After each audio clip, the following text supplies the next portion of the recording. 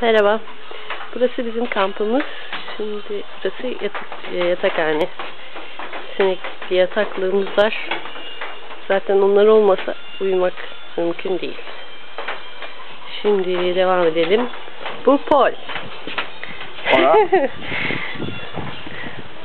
Bugün bayağı yağmur yağdı. O yüzden hiçbir yere gidemedik.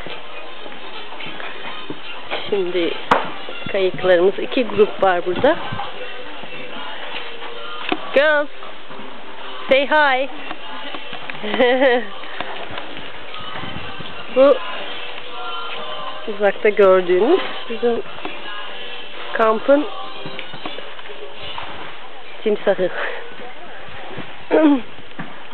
Sabah kahvaltısını yiyor, pasta yiyor. Makarna.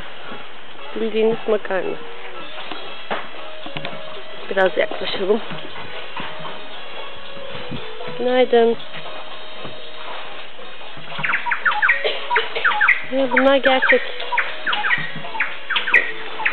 Kuş sesleri, her türlü ses.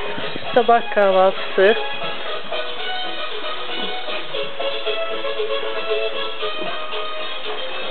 Lamba da kaseti çalıyor. Burası da mutfak. Burası da mutfak. Hola. Hola. Ya.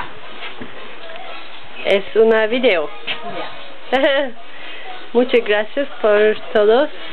De nada, señorita. Bienvenido a La Pampa. Gracias. Espero que siempre regreses. Sí, ya, Y que espero. te vaya muy bien en tu viaje. Espero. Espero que vuelvas. Espero que te haya gustado el desayuno, el almuerzo. Gracias. De nada, amiga. Este es nuestro guide. Una guide. Sí. Ok. Sí, señorita. Que te vaya Chao. bien.